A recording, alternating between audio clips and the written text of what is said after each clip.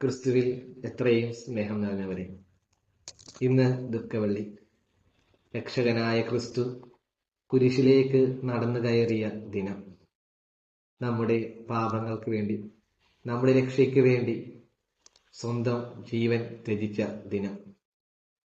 ഈ ദുഃഖവെള്ളിയെ കുറിച്ച് ചിന്തിക്കുമ്പോൾ നമ്മുടെ മനസ്സിലേക്ക് കടന്നു വരിക വിശുദ്ധ കുരിശാണ്.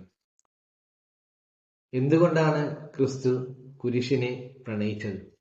എന്തുകൊണ്ടാണ് ക്രിസ്തു കുരിശിനെ നെഞ്ചോട് ചേർത്തത്?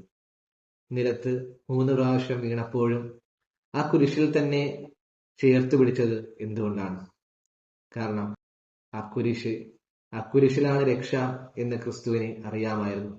നമ്മുടെ പാപങ്ങളിൽ നിന്ന്, നമ്മുടെ ജീവിത രീതിയിൽ നിന്നൊക്കെ നമ്മെ രക്ഷിക്കുവാൻ കുരിശിന് സാധിക്കുമെന്ന് ക്രിസ്തുവിനെ അറിയാമായിരുന്നു.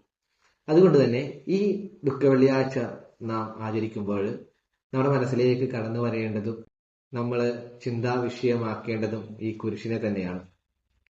ഈ കുരിശിനെ ചിന്തിക്കുമ്പോൾ നമ്മളെല്ലാവരും കുരിശിന്റെ പിൻപുറം ധ്യാനിച്ചിട്ടുണ്ട്. കുരിശിൽ കിടക്കുന്ന ക്രിസ്തുവിനെ നോക്കി നമ്മൾ ഒരുപാട് ചിന്തിച്ചിട്ടുണ്ട്, ഒരുപാട് ചിന്തകൾ വന്നിട്ടുണ്ട്.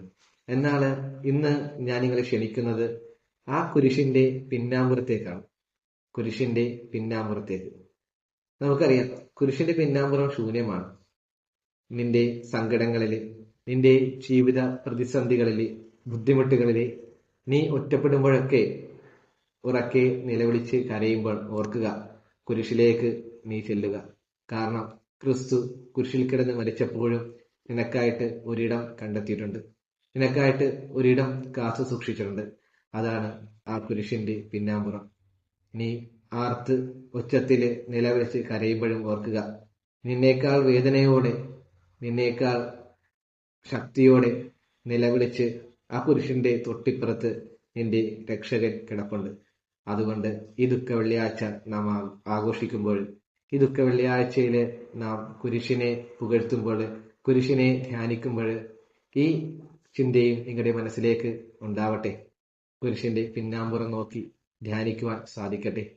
ആ പിന്നാമ്പുറത്തിലെ ശൂന്യമായ സ്ഥലം അത് നിനക്കുള്ളതാണ്. പ്രിയ സഹോദര, അത് നിനക്കുള്ളതാണ്.